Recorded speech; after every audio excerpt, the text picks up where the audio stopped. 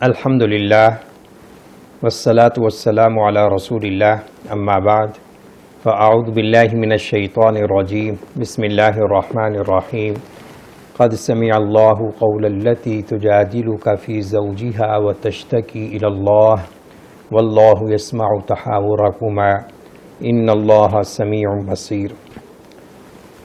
قرآن حکیم کا 28واں پارہ 9 صورتوں پر مشتمل ہے اور ساری صورتیں مدنی ہیں۔ ان صورتوں کا جو ایک مجموعی مضمون سامنے آتا ہے وہ ہے مسلمانوں کے اصول معاشرت، عائلی، انفرادی، اجتماعی زندگی گزارنے کے آداب کا ذکر ہے۔ تو آئیے ایک ایک صورت کا جو اہم ملخص ہے وہ اس کا ہم مطالعہ کریں۔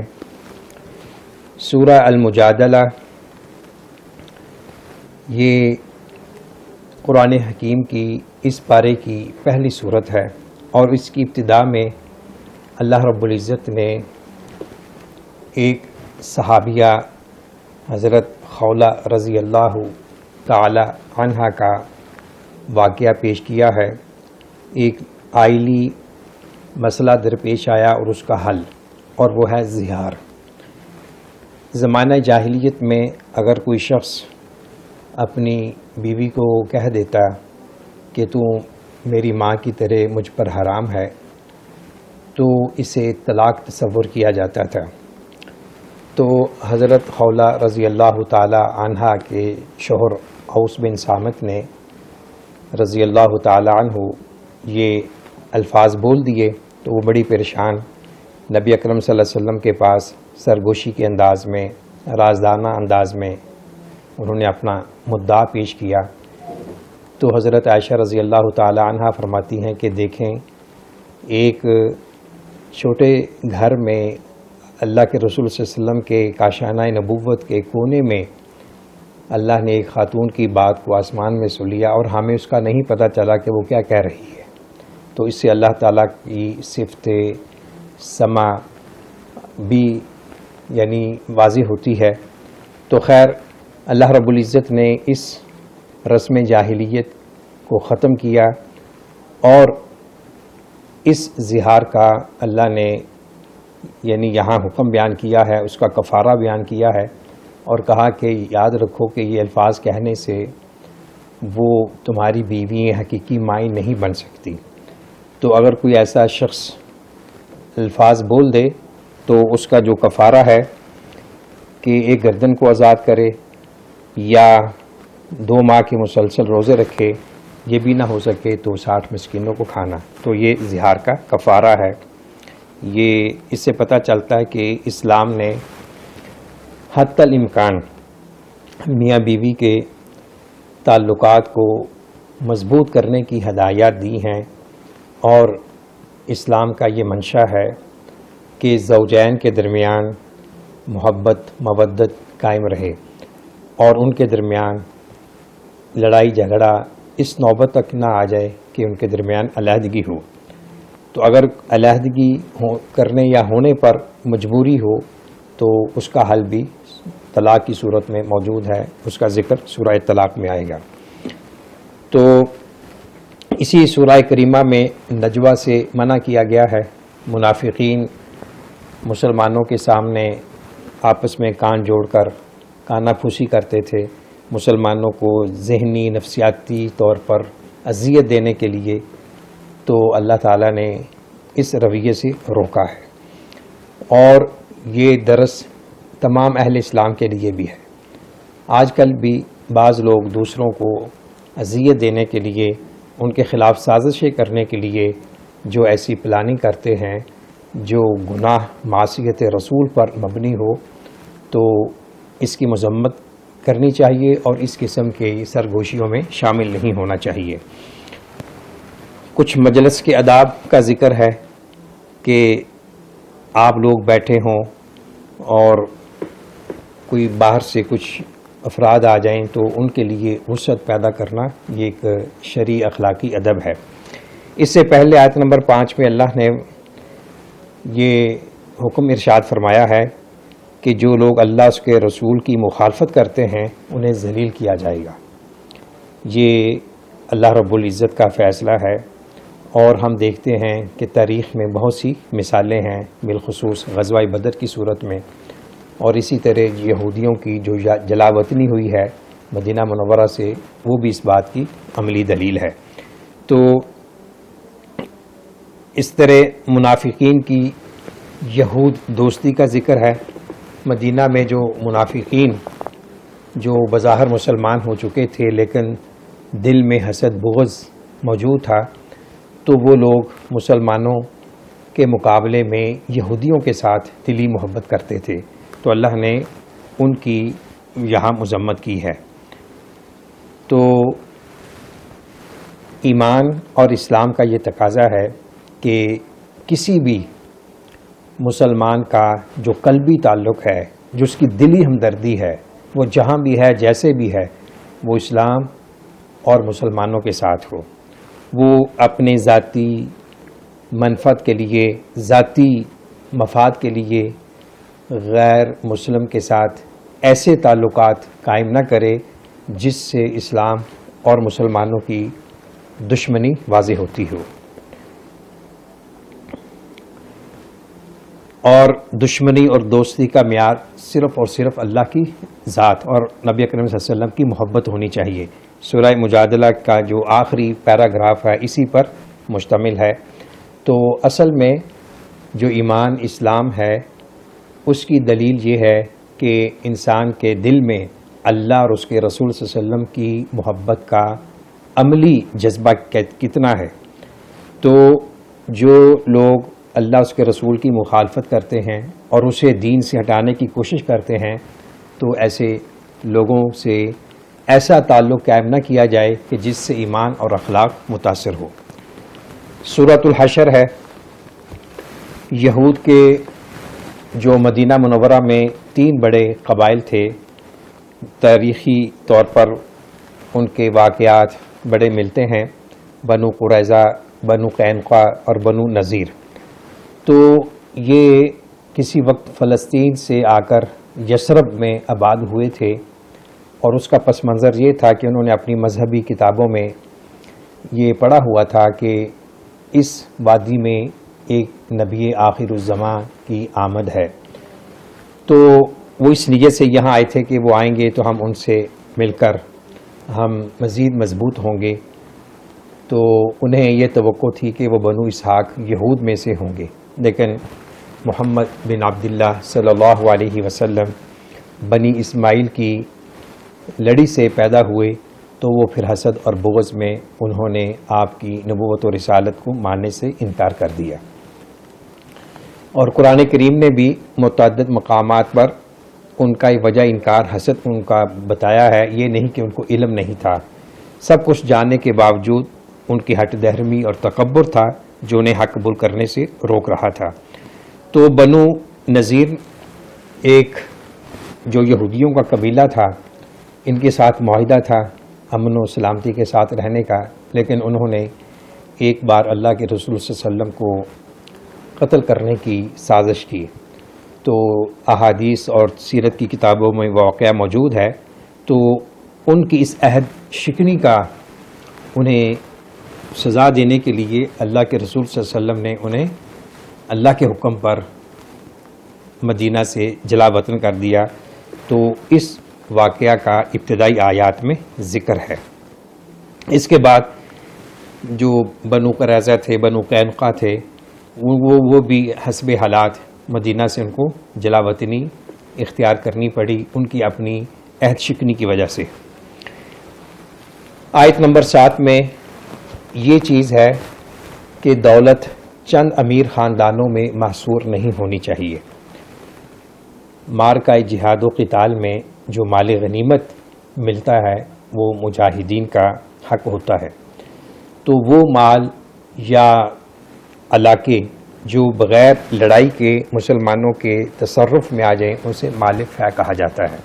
تو مالف ہے کہ مصارف کا بیان کیا ہے. اسی سیاق و سباق میں ایک معیشت اور اقتصادیات کا اصول بھی بتا دیا کہ یہ اسلام نہیں چاہتا کہ دولت چند مالدار گرہانوں میں رہے. جب تک دولت گردش میں نہیں آئے گی اور وہ احاطۂ ارتقاء سے باہر نہیں نکلے گی تو اس میں لوگوں کو فائدہ نہیں ہوگا. تو جس قدر دولت گردش میں ہو، سرکل میں رہے، اسی قدر اس کے بڑھنے کے چانسز زیادہ ہوتے ہیں. تو انویسٹمنٹ کے ذریعے، سرمایہ کاری کے ذریعے، صنعت سے، تجارت سے دوسرے لوگوں کو بھی فائدہ ملتا ہے.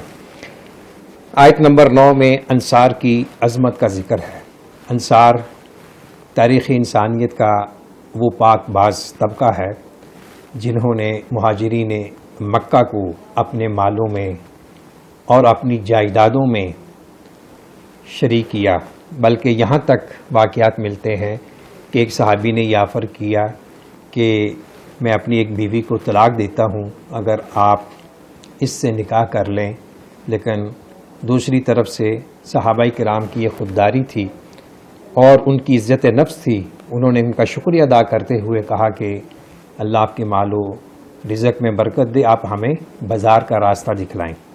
تو تاریخ ہمیں بتلاتی ہے حضرت عبد الرحمن بن عوف رضی اللہ تعالی عنہ جو رئیس التجار تھے، جو مہاجرین میں سے لٹے پٹے مدینہ میں آئے، تو چند مہینوں میں یعنی ایک مختصر سے عرصے میں انہوں نے تجارت کا آغاز کیا اور وہ عرب کے مالدار لوگوں میں شمار ہونے لگے.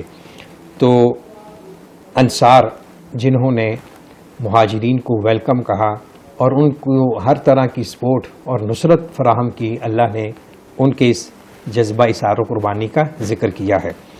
اور حدیث میں ہے، صحیح بخاری کی حدیث ہے کہ انصار سے محبت کرنا ایمان ہے اور انصار سے بغض رکھنا منافقت ہے. مسلمانوں کو ہمیشہ آخرت میں کامیابی کے لیے محنت، اسٹرگل کرنے کا حکم دیا گیا ہے. یا ایھا الذین آمنوا اتقوا اللہ ولتنظر نفس ما قدمت لغد واتقوا اللہ ان اللہ خبیر بما تعملون. مستقبل کی فکر. مستقبل ایک ہے عارضی جو انسان کی زندگی تک رہتا ہے. وہ مادی طور پر اور معاشی طور پر اپنا اور بچوں کے مستقبل کی پلاننگ کرتا ہے، سوچ بچار کرتا ہے. کوئی حرج نہیں، جائز ذرائع میں رہ کر کرنی چاہیے. اصل مستقبل وہ ہے جو کبھی ختم نہیں ہوگا، وہ ہے آخرت کا. وہ ہوگا جنت کی صورت میں یا جہنم کی صورت میں. تو اہل ایمان کو چاہیے کہ وہ اپنے مستقبل کی تخطیط پلاننگ کرتے ہوئے آخرت کو ہمیشہ ترجیح دیں. اور جو شخص آخرت کے پیش نظر اپنی پالیسیاں وضع کرتا ہے، اللہ تعالیٰ اسے برکت عطا فرماتا ہے. سورہ حشر کا آخری مقام اللہ رب العزت کی چند اسماء و صفات پر مشتمل ہے. بڑی پیاری آیات ہیں اور انہیں پڑھنا چاہیے کثرت کے ساتھ. هو اللہ الذی لا الہ الا هو عالم الغیب والشہادہ هو الرحمن الرحیم. اسی طرح ان سے پہلی ایک دو آیات میں قرآن کریم کی عظمت کا بیان ہے کہ اگر لو انزلنا هذا القرآن على جبل لرأيته خاشعا متصدعا من خشیۃ اللہ، کہ اگر ہم اس قرآن کو پہاڑ پہ اتارتے تو پہاڑ ریزہ ریزہ ہو جاتا اللہ کی خشیت سے. تو مسلمانوں کے دلوں میں نرمی ہونی چاہیے. وہ قرآن کریم کی تلاوت کرتے ہوئے ان کے آنکھوں میں آنسو آنے چاہیے.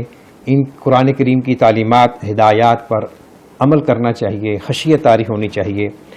سورہ الممتحنہ تیسری سورت ہے اور اس کا پس منظر یہ ہے کہ اللہ کے رسول صلی اللہ علیہ وسلم نے اہل مکہ پر حملے کی آپ مشاورت کر رہے تھے، پلاننگ کر رہے تھے. وہ ان کی عہد شکنی کی وجہ سے تو ایک صحابی حاتم بن ابی بلتع رضی اللہ تعالی عنہ جو بدری صحابی ہیں، انہوں نے یہ راز فاش کرنے کے لیے ایک خط بھیجا ایک خاتون کے ہاتھ. صحیح بخاری میں مفصل واقعہ ہے. تو جو کہ یعنی بہت سنگین ایک جرم اور گناہ تھا. تو لیکن اللہ کے رسول صلی اللہ علیہ وسلم نے ان کی صفائی سے آپ مطمئن ہوئے اور انہوں کا یہ مقصد تھا کہ وہاں میرے اہل و یال ہیں تو اہل مکہ ان کے ساتھ حسن سلوک کریں گے، کوئی اور اسلام کو نقصان پہنچانا یا مسلمانوں کے ساتھ غداری کرنا، اللہ معاف کرے، ایسا جذبہ نہیں تھا۔ تو خیر اللہ نے بھی ان کو معاف کیا، اللہ کے رسول صلی اللہ علیہ وسلم نے بھی معاف کیا، اور اب مسلمانوں کو جو تعلیمات دی گئی ہیں ان آیات میں کہ یاد رکھو تمہاری قلبی دوستی، تمہارا دلی تعلق اور اخلاص، محبت، مودت اہل ایمان کے ساتھ ہونا چاہیے۔ جو لوگ تمہارے ساتھ اعلان جنگ کیے ہوئے ہیں، تمہیں اذیتیں دے رہے ہیں اور ان کی دشمنی کھل چکی ہے، تو ان کے ساتھ ویسا ہی معاملہ کرو جیسا وہ کر رہے ہیں۔ اور ساتھ ہی ابراہیم علیہ السلام کی زندگی کو اسوہ قرار دیا گیا ہے کہ دیکھو انہوں نے اللہ کی محبت میں اپنا سب کچھ قربان کیا، اپنا اہل و عیال، اپنا مال و دولت اور اپنی جائیداد، اپنا گھر، اپنا ملک، تو تمہیں بھی حضرت ابراہیم علیہ السلام جیسا مخلص مسلمان ہونا چاہیے۔ اور پھر کافروں کی تقسیم کرتے ہوئے جو احکامات دیے گئے ہیں اس کا خلاصہ یہ ہے کہ وہ غیر مسلم جس کا مسلمانوں کے ساتھ تعلق اس انداز میں ہے کہ وہ ان کے لیے نقصان دہ نہیں ہے، وہ ان کو اذیت نہیں دے رہا، تو ایسے کافروں کے ساتھ حسن سلوک کرنا چاہیے۔ اور وہ غیر مسلم جو مسلمانوں کو تکلیف دیتے ہیں، مسلمانوں کے مخالف ہیں اور ان کے خلاف برسر پیکار ہیں، ان کے ساتھ ان کو مسلمانوں کو اسی انداز میں جواب دینا چاہیے، یعنی وہ کسی اس طرح حسن سلوک کے مستحق نہیں ہیں۔ مکہ سے جو خواتین ہجرت کر کے آئی تھیں ان کا ذکر ہے آخری پیراگراف میں۔ بیعت کے حوالے سے احکامات ہیں کہ جب کوئی مسلمان یعنی بالغ ہو، شعوری طور پر اسلام میں آئے یا غیر مسلم دارہ اسلام میں آئے، تو انہیں ان باتوں کی تلقین کرنی چاہیے کہ وہ نماز کی پابندی کریں گے اور شرک نہیں کریں گے، کسی کو ناجائز قتل نہیں کریں گے، کسی پر بہتان نہیں لگائیں گے، اللہ اس کے رسول کی نافرمانی نہیں کریں گے۔ تو یہ آپ کہہ لیں کہ قبول اسلام کی اساسیات ہیں اور اس کے اصول ہیں۔ سورہ الصف کے شروع میں قول و فعل میں تضاد کو اللہ نے سخت ناپسند کیا ہے۔ یا ایھا الذین آمنوا لم تقولون ما لا تفعلون کبر مقتا عند اللہ ان تقولوا ما لا تفعلون۔ پھر یہودیوں اور عیسائیوں کی مثالیں دے کر مسلمانوں کو سمجھایا ہے کہ دیکھو تم بھی ان کی طرح نہیں ہونا، انہوں نے اللہ سے جو وعدے کیے تھے انہوں نے اس کا الٹ کیا، تو وہ تباہی و بربادی کے مستحق ٹھہرے۔ اور اسلام میں اسلام غالب ہو کر رہے گا، اس حقیقت کا بیان ہے۔ منافقین اور دیگر قبائل عرب اسلام اور مسلمانوں کو مٹانے کے لیے متحد ہو چکے تھے، اور ان کی خواہش کاوش ہوتی تھی کہ کس طرح اس اسلامی تحریک کو ختم کر دیا جائے۔ تو اللہ رب العزت نے فرمایا کہ یہ ایسا نہیں ہوگا، یہ اللہ کے نور کو اپنے منہوں کی پھونکوں سے نہیں بجھا سکتے، اور یہ جو دین ہے یہ غالب ہو کر رہے گا، یہ تمام ادیان پر غالب آئے گا، دلائل کی صورت میں، براہین کی صورت میں، اور جب تک مسلمان اس دین پر قائم دائم رہیں گے اللہ ان کو دوسرے اقوام پر بھی غلبہ دے گا۔ تاریخ اس بات پر شاہد ہے۔ ہمیشہ نفع دینے والی تجارت کا ذکر ہے، اور اس تجارت کے جو اہم اصول ہیں وہ ہے اللہ اس کے رسول پر ایمان، اللہ کی راہ میں مال اور جان سے جہاد کرنا، اور اس سے گناہ بھی مٹیں گے، جنت میں داخلہ ہوگا، اللہ رب العزت خوش ہوں گے۔ سورۃ الجمعہ اس کی ابتدا میں، اور یہ 3-4 صورتیں ہیں، سورہ الصف، سورہ الجمعہ، سورہ التغابن۔ ان صورتوں کے آغاز میں اللہ نے تسبیح کا ذکر کیا ہے۔ تسبیح ایک بہت ہی عمل نافع ہے، عمل صالح ہے، تو صبح و شام ہر وقت تسبیح کرنی چاہیے۔ تسبیح کے مختلف صیغے ہیں، تو اس کی بڑی فضیلت بھی ہے۔ تو اللہ نے تسبیح کا ذکر کیا، اپنے تعارف کروایا، اور اپنے تعارف کے سیاق و سباق میں نبی اکرم صلی اللہ علیہ وسلم کی بعثت کا بھی ذکر کیا، اور آپ کے جو فرائض منصبی تھے اس کا ذکر کیا۔ در حقیقت آپ صلی اللہ علیہ وسلم کی بعثت حضرت ابراہیم خلیل اللہ علیہ السلام کی دعا کا نتیجہ ہے۔ اور حضرت عیسیٰ کی بشارت ہے۔ تو اللہ نے آپ کے فرائض منصبی بیان کرتے ہوئے فرمایا کہ آپ قرآن کریم کی آیات کی تلاوت کرتے ہیں، اپنے ساتھیوں شاگردوں کا تزکیہ نفس کرتے ہیں، ان کو کتاب و سنت کی تعلیم دیتے ہیں۔ یہود کی مثال پیش کی کہ ان کے پاس علم ہے لیکن عمل نہیں ہے، اللہ ہمیں ایسے انجام بد سے محفوظ رکھے۔ جمعہ کے کچھ احکامات بیان ہوئے ہیں آخری رکوع میں، تو اس کا خلاصہ یہ ہے کہ جب جمعے کی دوسری اذان ہو جائے، جہاں 2 اذانیں ہوتی ہیں، تو اس اذان کے بعد ہر قسم کا بزنس، کاروبار، ملازمت حرام ہے۔ اس وقت ہر مسلمان کے لیے جو مکلف ہے اور جمعہ کی شروط پوری کر رہا ہے، اس پر ضروری ہے کہ وہ جمعہ کے لیے مسجد میں حاضر ہو۔ سورۃ المنافقون یہ نفاق کا پردہ چاک کرنے کے حوالے سے بہت ہی سخت وعید پر یہ مشتمل ہے۔ یہ صورت، اس کا پس منظر یہ ہے کہ عبداللہ بن ابی جو رأس المنافقین تھا، اس نے ایک غزوہ کے موقع پر مسلمانوں کے باہمی رنجش اور جھگڑے سے فائدہ اٹھاتے ہوئے اپنے ساتھیوں سے کہا کہ دیکھو، ہم کہتے تھے نا کہ تم ان بھوکے ننگے لوگوں کو پناہ دے کر مدینہ میں تم نے غلطی کی ہے، یہ آج ہمارا کھا کر ہمیں باتیں کر رہے ہیں۔ تو اللہ اور اس کے رسول صلی اللہ علیہ وسلم اور اسلام کے بارے میں اس نے یعنی بد زبانی کی، یاوہ گوئی کی، تو یہ بات آپ صلی اللہ علیہ وسلم تک پہنچ گئی۔ تو وہ پھر اس کو جب پتہ چلا کہ میری شکایت ہو گئی ہے تو وہ بھاگا آیا کہ نہیں، ہم تو پکے سچے مسلمان ہیں، جیسا کہ منافقین کا وتیرہ ہوتا ہے۔ تو لیکن اللہ نے عبداللہ بن ابی کے اس دعوے کا جواب اس انداز میں دیا، اذا جاءك المنافقون قالوا نشهد انك لرسول الله والله يعلم انك لرسوله والله يشهد ان المنافقين لكاذب۔ اللہ گواہی دے رہا ہے کہ منافقین جھوٹے ہیں، یہ جو زبان سے کہہ رہا ہے یہ اس کے دل میں نہیں ہے۔ تو اللہ رب العزت نے منافقین کا یہاں پردہ چاک کیا۔ منافقت معاشرے کا ایسا سرطان ہے کہ جہاں بھی جب بھی یہ سرایت کر جائے تو وہاں خیر و برکت اٹھ جاتی ہے، اور وہاں پھر فتنے، فساد، جھگڑے ہوتے ہیں۔ نبی اکرم صلی اللہ علیہ وسلم جن چیزوں سے پناہ مانگتے تھے ان میں سے یہ بھی ہے، اللہم طہر قلبی من النفاق، اے اللہ میرے دل کو منافقت سے پاک کر دے۔ تو ایک حقیقت کا ذکر اہل ایمان کو مخاطب کر کے اللہ نے کہا کہ یاد رکھو، تمہیں تمہارے اموال اور تمہاری اولادیں اللہ کی یاد سے غافل نہ کر دیں۔ سورہ التغابن جو اگلی صورت ہے، اس میں اولاد کو دشمن کہا گیا ہے، اہل و عیال کو۔ تو اور دوسری نصوص میں یہ ایک نعمت کے طور پر بھی ان کا ذکر آیا ہے۔ تو اس میں جو خلاصہ کلام یہ ہے کہ افراط و تفریط سے بچتے ہوئے اولاد کے ساتھ والدین کو محبت کرنی چاہیے، اور یہ محبت ایسی نہ ہو کہ جو انہیں دین اور اخلاق سے دور کر دے۔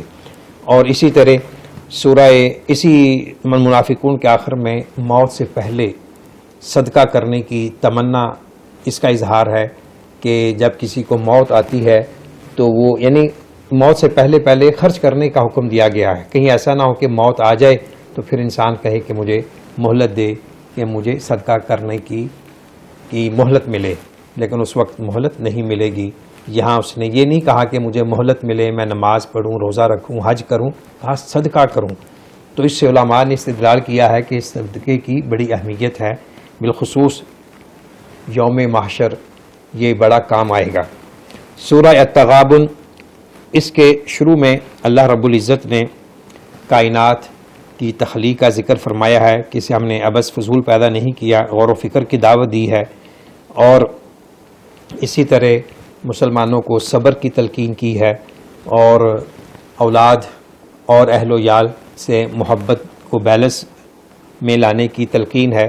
سورہ الطلاق، تو طلاق ایک حل ہے جب میاں بیوی کے درمیان لڑائی جھگڑا اختلاف اس حد تک پہنچ جائے کہ مفاہمت اور مصالحت نہ ہو سکتی ہو، تو جو علیحدگی کا ایک طریقہ ہے، شریعت میں اسے طلاق کے نام سے تعبیر کیا گیا ہے، اس کے یہاں آداب بیان ہوئے ہیں۔